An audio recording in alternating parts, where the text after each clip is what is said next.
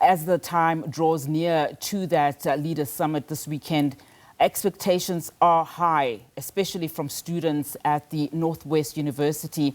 Concerns around recognition of qualifications of tertiary institutions of the G20 member states and other important concerns there. Let's link with our SABC News reporter now, Lebogang, Pebe. Lebogang, a very good afternoon to you. Tell us where you are and just the conversations that you are having with locals there, particularly students, about the G20. Thank you and good afternoon, Unati and the viewers at home. We are coming to you live from the Northwest University Mahikeng campus as conversation continues to grow regarding the G20 Summit. And as you will recall that earlier this year, around May, there was a G20 seminar on higher education and training sector, whereby the G20 Education Working Group was rather convened a meeting there to touch on issues of importance regarding higher education sector, and one of them including the mutual recognition of qualifications on a more global scale. Now, we are going to continue that conversation by bringing in some of the students here in Mahikeng Northwest University campus just to hear what are their thoughts and anticipation. Thank you for joining us and welcome to SABC News. Kindly tell us, what is it that you'll be expecting as a student from the G20 leaders as they convene their summit?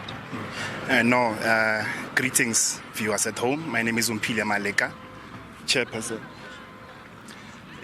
of the Young Builders Movement Student Chapter, a youth subset of BOSA. So our expectations as the G20 will be sitting, we're looking at restructuring the education framework policy. For example, we believe in firstly fixing the grassroots before you can consider the higher education or the tertiary sector. Now, what do I mean by that? BOSA strongly stands against the current 30% pass rate that the government has implemented, and we are therefore calling for it to either be increased or amended accordingly. Then we can therefore touch on the issue of internationalizing our curriculum, or rather internationalizing qualifications. We firstly believe in fixing the grassroots, and then we can therefore consider other factors.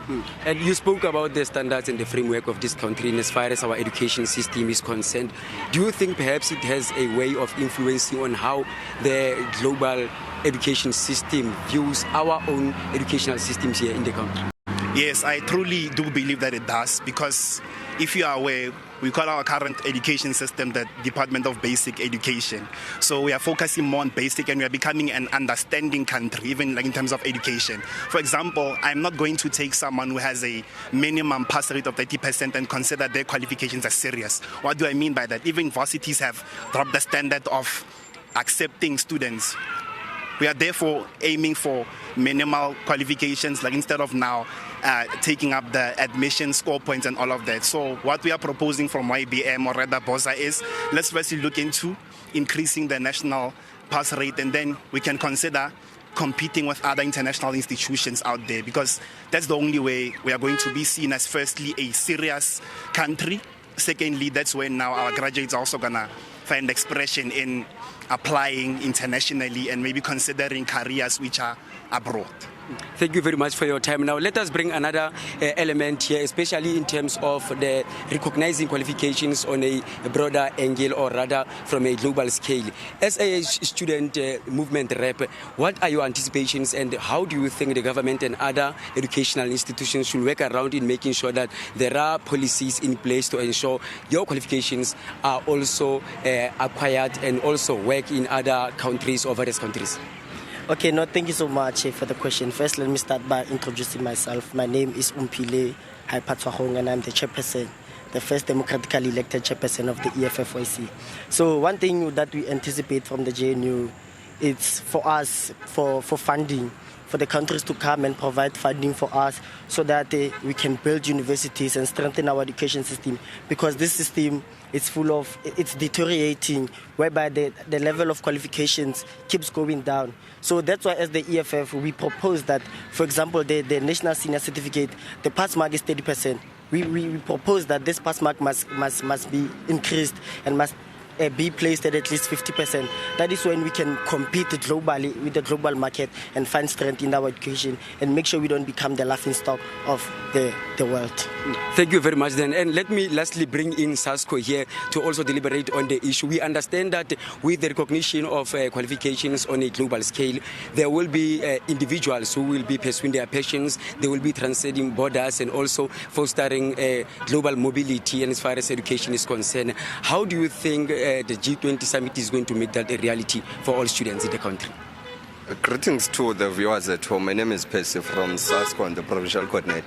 Our expectation as SASCO is that since this G20 is about solidarity and bridging inequality, we expect that the working groups should at least find measures in fact that will support the students, not only at those who are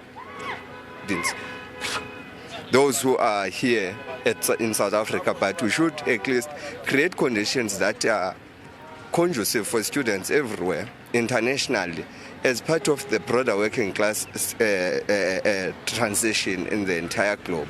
So we are of the view that this G20 must be used to benefit students, but broadly the working people, the poor people. And by that we are saying, one, the education should not be based on nationality or that or anything.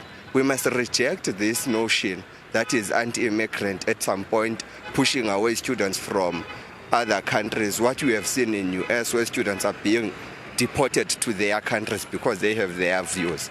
The G20 must then, in this sense, say our solidarity means to a certain point that there must be academic freedom. Students must be able to raise their views about any situation that they find themselves in.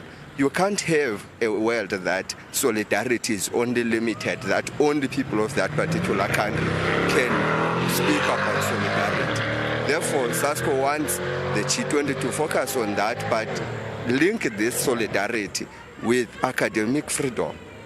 Thank you very much. And those are the students, Unati, from the Northwest University Mahikeng campus, who are also sharing their expectations with us and what they hope that the G20 leaders, when they convene to the summit, they will deliberate on, especially on the issue of mutual recognition of qualifications.